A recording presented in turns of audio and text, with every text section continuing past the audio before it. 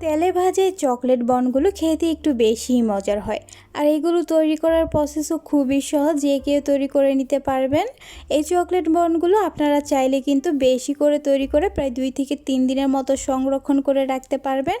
আর এই বনগুলো আপনারা চাইলে বাচ্চাদের টিফিনের জন্য তৈরি করে দিতে পারেন, অনেক বেশি পছন্দ করবে আর মজা করে খাবে। আশা করছি আমার এই সহজ চকলেট বনের রেসিপিটি আপনাদের ভালো লাগবে। তো চকলেট বনগুলো তৈরি করার জন্য প্রথমে আমি একটা মিক্সিং বলে 1/2 কাপ কুসুম গরম লিকুইড দুধ নিয়ে নিচ্ছি। এরপর এর মধ্যে দিয়ে দিচ্ছি 3 টেবিল চা চামচ চিনি, দিচ্ছি 1 টেবিল চা চামচ ইস্ট, আর দিচ্ছি সামান্য পরিমাণ লবণ, দিচ্ছি 2 টেবিল চা চামচ রেগুলার রান্নার তেল। এখন এই সবগুলো উপকরণ দুধের সাথে ভালোভাবে মিশিয়ে নিব। মিশিয়ে নেওয়া হয়ে গেলে এবার এর মধ্যে দিয়ে দিচ্ছি 1.5 কাপ ময়দা, আপনারা চাইলে আটাও নিতে পারেন। এখন এই ময়দাগুলো দুধের সাথে ভালোভাবে মিশিয়ে একটা সফট ডো তৈরি করে নিব।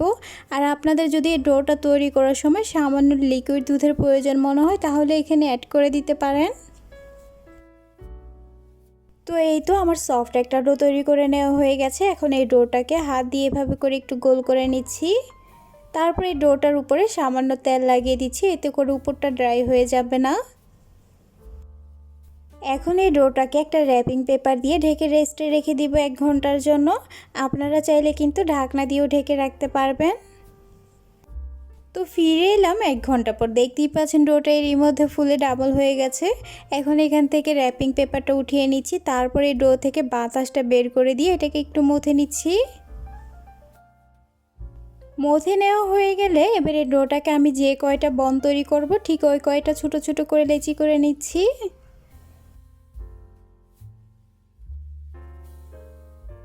লেচিগুলো তৈরি করে নেওয়া হয়ে গেলে এখন এখান থেকে একটা লেচি হাতে নিয়ে প্রথমে এভাবে করে একটু গোল করে নিচ্ছি।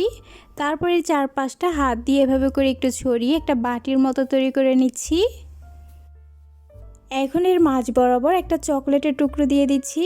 তারপর একটু ভালোভাবে সিল করে এর মুখটা বন্ধ করে দিচ্ছি। আর এইভাবে সবগুলো বনের শেপ তৈরি করে নিয়েছি। এখন একটা প্লেটে সামান্য ময়দা ছিটিয়ে বনের শেপগুলোকে রেখে দিচ্ছি। এই পর্যায়ে আপনারা চাইলে কিন্তু বনগুলো আরও রেস্টে রেখে দিতে পারেন আধা ঘন্টার জন্য, এতে করে এগুলো আরও ফুলে ডাবল হয়ে যাবে। তবে আমি আপনাদের সাথে আজকে অল্প সময় তৈরি করে শেয়ার করছি। এখন হচ্ছে বনগুলোকে ভেজে নিব। ভাজার জন্য চুলা একটা প্যানের মধ্যে পরিমাণ মতো তেল দিয়ে সামান্য গরম করে নিয়েছি। এখন এই তেলের মধ্যে এক এক করে বনের শেপগুলো দিয়ে দিচ্ছি। আর এই বনগুলো দেওয়ার সময় কিন্তু তেল খুব বেশি গরম করা যাবে না, একটু ঠান্ডা থাকা অবস্থায় বনগুলো দিতে হবে। তা না হলে উপরটাতে জলদি কালার চলে আসবে আর ভিতরটা ভালোভাবে কুক হবে না। তো বনগুলো দিয়ে দেওয়ার পর এবার হচ্ছে এগুলোকে চুলার আঁচ মিডিয়ামে রেখে কিছুক্ষণ পর পর এপাশ ওপাশ করে একটু লালচে করে ভেজে নিব। আর এই বনগুলো ভাজার সময় কিন্তু খুব বেশি আঁচে ভাজা যাবে না, চুলার আঁচ মিডিয়ামে রেখে ভেজে নিতে হবে। তো এই তো আমার এই চকলেট বনগুলো লালচে করে ভেজে নেওয়া হয়ে গেছে। এবার হচ্ছে এগুলোকে তেল থেকে উঠিয়ে নিয়ে আপনাদের পরিবেশন করে দেখিয়ে দিচ্ছি দেখতে কেমন হয়েছে। মাশাআল্লাহ, দেখুন চকলেট বনগুলো দেখতে কতটা লোভনীয় হয়েছে। বনগুলো চকলেটে ভরপুর থাকে, খেতে অনেক বেশি মজাদার হয় আর অনেক বেশি সফট, মুখে দিলেই মিলিয়ে যাবে। আর আপনারা চাইলে কিন্তু এই বনগুলো একবারে বেশি করে তৈরি করে প্রায় 2 থেকে 3 দিনের মতো সংরক্ষণ করে রাখতে পারবেন। আর এই চকলেট বনগুলো বাচ্চাদের টিফিনে তৈরি করে দিলে অনেক বেশি পছন্দ করবে আর মজা করে খাবে। আশা করছি আমার এই সহজ রেসিপিটি আপনাদের ভালো লেগেছে। ভালো লাগলে অবশ্যই বাসায় একবার হলো ট্রাই করবেন আর ট্রাই করে আমাকে কমেন্ট করতে ভুলবেন না। আর একটা অনুরোধ করব, আমার চ্যানেলটি সাবস্ক্রাইব করবেন এবং আমার ফেসবুক পেজটি ফলো করবেন।